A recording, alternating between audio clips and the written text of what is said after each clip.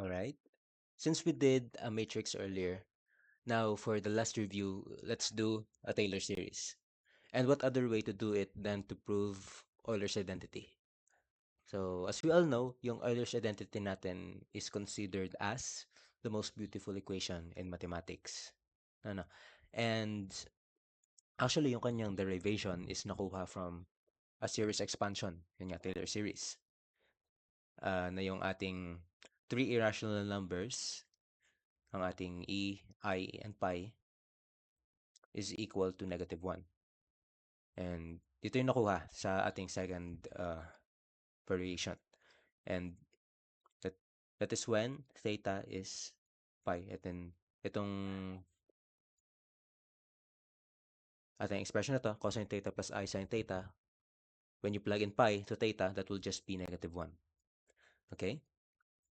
Now, let's look at the graph of e to the x. So, di ba, ang kanyang graph parang pa ganito, exponential. Okay? Since it's the same slope for every height. So, di ba, parang dahil nga derivative ng e to the x is still e to the x. So, walang nagbabago. Kaya naging ganito yung kanyang illustration.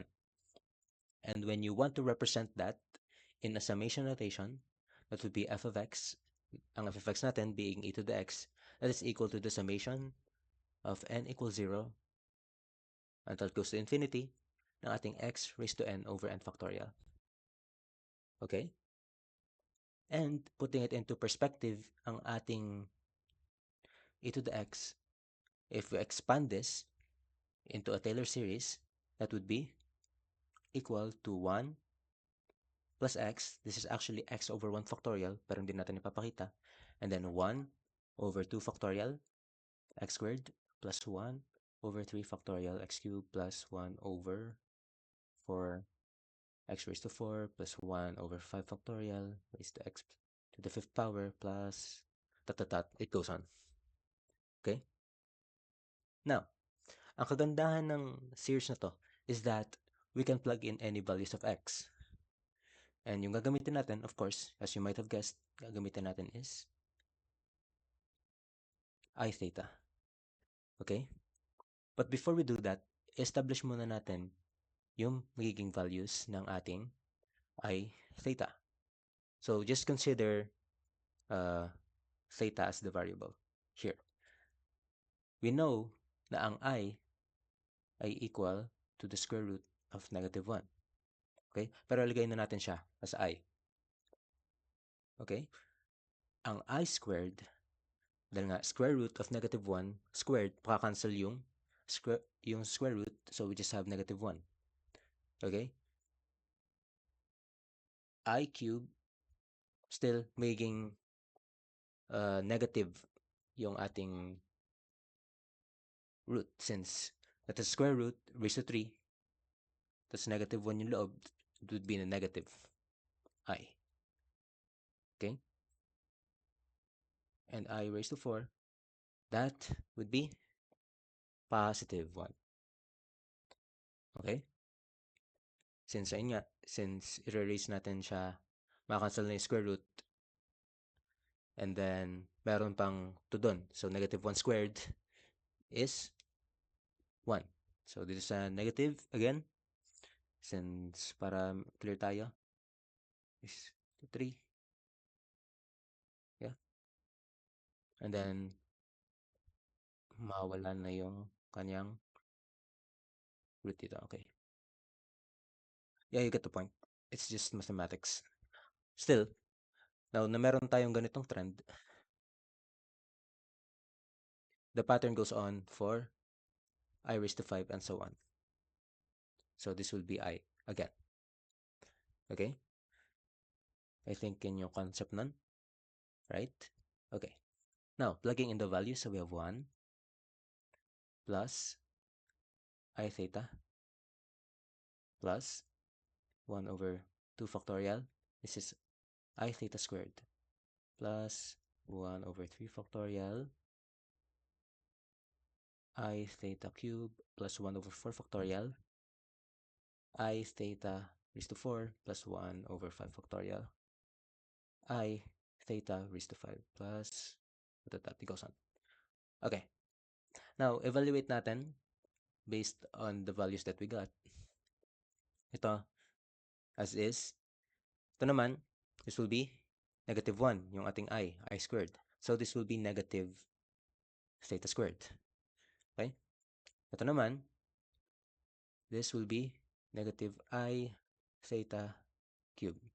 Ito, negative theta raised to the fourth power. This is actually positive. Okay? And ito, this will be, yeah, this is right. This is negative. Wait, hold on. Yeah. Positive. And then ito, right here. Yeah, that's right. Ito naman, let's actually put it here. Parang dito malito. This is just I theta. Tapos may dalawang negative here. Yeah, right. And then dito, sa ating I theta raised to 5, repeat the pattern. So ito na yan. Okay? Now, mapapansin natin na yung odd terms contains I. And then yung ating even terms, wala siyang I. So we can factor this series out. So, e to the I theta is equal to, gawin muna natin yung part na walang I. So we have a 1. Okay? Then this is negative 1 over 2 factorial. This is theta squared plus 1 over 4 factorial. This is theta raised to 4. And the next term will be negative. And then plus I, yung ating I. So, factor out natin, theta. And then we have negative 1 over 3 factorial theta cube, and then plus 1 over 5 factorial theta raised to 5. Hold Yan. The next term will be negative. Ayan, ano mapapansin natin dito? This is even. An even series.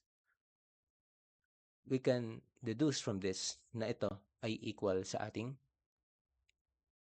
cosine theta. Dahil ang ating cosine is an even function. Now, we add yung ating I. Now, ito naman is an odd function. Now, the counterpart ng ating cosine, dahil ang ating cosine is even, the odd one would be sine theta. And then, e to the I theta. This is our equation. And now, again, when we plug in pi, I raised to pi, okay, is equal to cosine pi, okay, plus I sine of pi. Now, if you want to further prove this, set mo yung calculator mo into radian mode, and then you can calculate for the specific values. So, cosine is negative 1, plus, then let's do yung ating I, okay,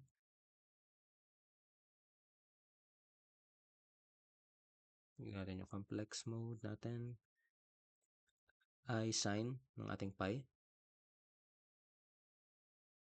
Ito, this will just be 0. Okay? Therefore, ang ating e to the I pi is negative 1. And ito na yung ating Euler's identity derived from this formula. Okay? So yan, this is a good application of the Taylor series and how we can utilize them on how to analyze these types of problems, how to look for trends, patterns, and how to put them into annotation. Okay? So that's it. Hope you learned something today, and of course, happy learning.